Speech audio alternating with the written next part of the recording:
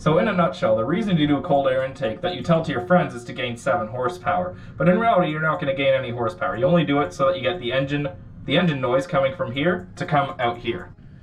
Courtesy of Ryan from the Supercharged Pontiac Bonneville video. This came off of his Celica GTS that has a blown head gasket. So it's a little rough around the edges. It needs a good spit and polish, but other than that, it's in pretty usable shape there, right, bud? Yeah, aside from one minor defect. But we won't talk about that out. Yeah, we patched that up. Don't worry about that. So this is the only new part in this whole install. This is new. This is about $350 as a package. This cost me $50 from Ryan, and we don't need to talk about how much this was, but it was more. Was it $250 to make it a $300 package? No, this was $75. I can't remember if it was on sale or not. But anyway, in here we've got ketchup and mustard. And then we've got, wait, hold up, before we even get to that, we've got... That's where the real horsepower comes from. Yeah, right here. That's, how many of these, how much is those? These are at least 5 horsepower a piece. 5 horsepower a piece. So we're up to 200 horsepower Celica. And then here is the filter, AEM filter. And this is how you know we are definitely a Canadian channel. Because, you know, here's the car. Here's part of the intake. Here's the other part of the intake. Both got hats on, sweaters, and yeah.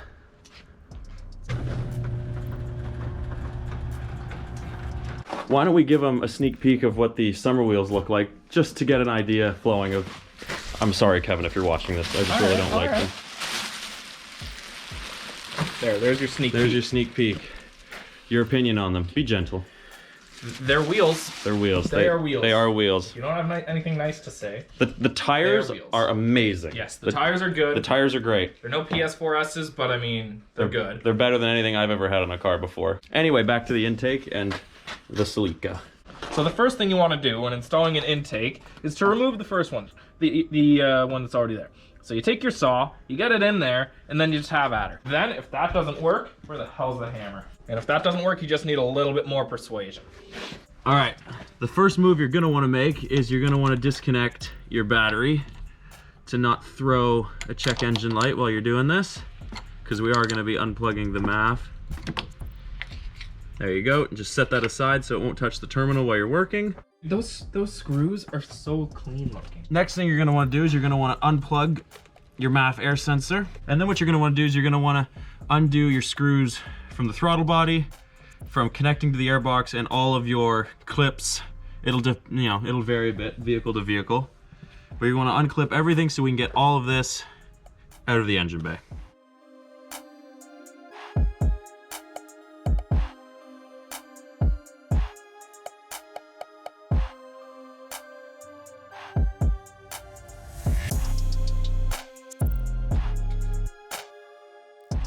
So this is you, and this is the guy she tells you not to worry about.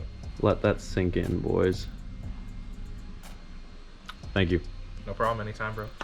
All right, guys, so we got the top of the intake box off, and if you're doing this yourself, there's a clip right here, a clip right here, clip right here, and then there's this weird kind of, it's a clip, but it's not. You have to go under it and pull it up. Now, guys, remember, we are in a pandemic, and it's very, very important that you wear your mask. Yeah, wear your mask, social distance, make sure it has a good filter on it. You want multiple layers on that filter too, so. You can't be too safe right now during the pandemic, right, buddy? Nope, not at all. Update. So we've got all the airbox, all this off, but if you look down in here, there's this little clip. Let me see if I can get a good angle for you. There you go. So this little clip, it comes up and then goes down. Then this is your throttle body right here. So there's this piece of hosing. Now this must be an update for the 2003 cars. You've got this little piece of hosing right here. And that little hook that I showed you, here, can you hold the camera for a second? Yeah. So that little clip that I showed you that looked like a claw, all it would do is just come up and sit in here, and that's all it was for. And pro tip, for removing it, have a saw handy. You shouldn't have to use it, just lets the car know what's up. But it must have been an update for 2003, because if you look at other tutorial videos, not that ours is the greatest, this doesn't exist on the, at least pre-2003 cars. Yeah. So weird facelift item. All right, so now we're gonna take the AEM, got it right, intake, and it's basically, you're just gonna have to wiggle it down up until it slots through the side under the frame rail right here, if you want to get a shot of that, Sean. Oh yeah, fucking So good. Because if you think about it, if you look at it like this, it's gonna bolt up to the throttle body right here, and then it's just gonna sit down into the car. So this is gonna take some manhandling, a little bit of manhandling, I think. Yeah, a little bit of finagling. All right, let's do it. No, so dude, I think this just like, once we get that piece back off, it'll just plug back into here, right? Oh yeah. Yeah, right on. Yeah. And then I think this plug is just gonna go back down into here, and then what do you think so far? Yeah, it all makes sense. Makes sense. I think we're on the right track here. Update: the camera died. Here's where we're at. Where the intake is on, filter is not on yet, but the intake piping is on. Sean and I are bolting up all of the vacuum lines and sensors and everything. It comes down, and if you can see down in there, you can't really see. If you see in there, that's where the edge of the pipe is, and we're getting close. I think it's been about 20 minutes. Yeah, about 20 minutes. Don't mind the fact that there's about another ½ inch of snow on the ground. What?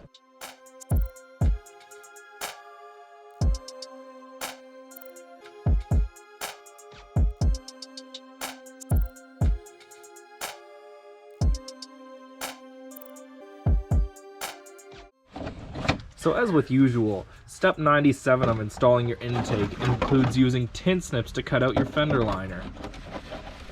Proper way to install an air intake. Yep. And if any of you remember the last time we were like, oh, we should just cut that when installing something, didn't end well. Change of outfit. I'm pretty cold, but moment of truth.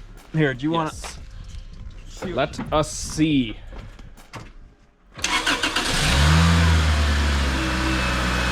Well, it runs. That's a good start. Oh, good one, Braden. Oh. You really thought that through. Well, it's idling fine. Afraid to let my foot off the brake. Oh, you're fine, I guess right? it's chalked, yeah. Yeah, it's chalked anyway, right?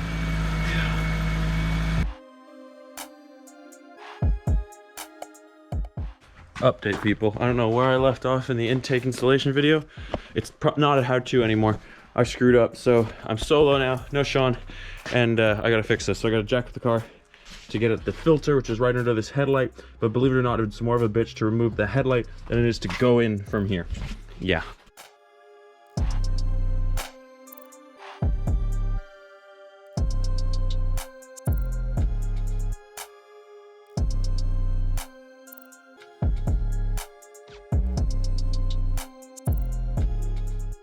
This is the piece that I forgot. Hopefully you'll see a time lapse of me installing this all back into the car, and then hopefully the next bit will be me and Sean out test driving the cold air intake, or me and Simon out test driving the cold air intake. You'll find out.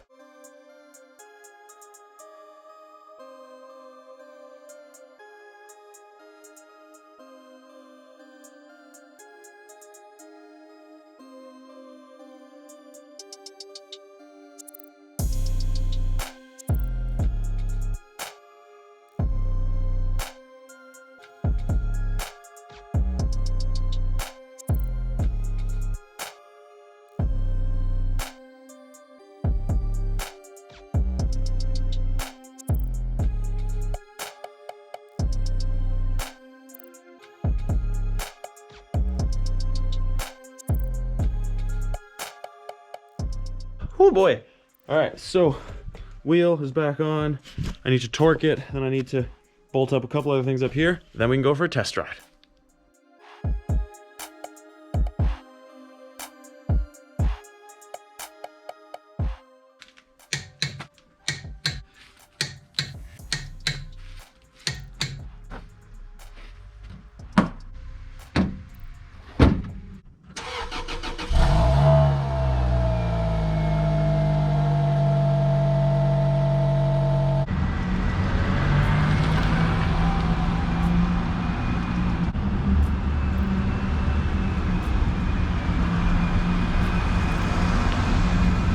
As I'm sure you guys saw in the video, got pretty dark outside, as it tends to do here in Canada at like 2 p.m.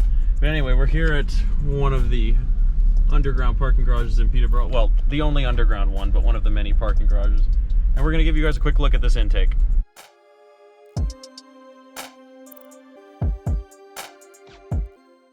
Here is the final result. You got the intake, it goes down and in, and then it ends up underneath the headlight, and it's right in behind this fog light, so it's getting lots of real cold air this time. give me a break this time, guys. Like with all these hoses and stuff, it's so cold here in the wintertime right now that if you start messing with all the plastics and everything under here, like messing with the ones that you don't need to mess with just to make it work and to try and make it look clean, you're just gonna end up breaking something. So come the summertime, I'll actually like, nothing's gonna move where it shouldn't go, but I'll get everything so it looks a little bit more clean, a little bit more factory than it does right now. But I'm really happy with it, and you'll have to wait for the video, the before and after video that'll come out shortly after this video. If it's already out, I'll link it right here in the corner. Somewhere around here, it'll be right there. I'm hyped for the sound this car makes now. Of course, you know, I drove it on the way here, on the way down, and the induction sound is real, let me tell you. Again, thank you for watching this episode of Scully Productions. A cold one for Sean and I this time for sure. It was very, very cold. But nonetheless, thank you for watching. Hopefully you learned, well, maybe you learned something. Maybe you were entertained. I don't know. Let me know in the comments down below. Thank you again for watching. Don't forget to like, comment, subscribe, and I'll see you on the next video.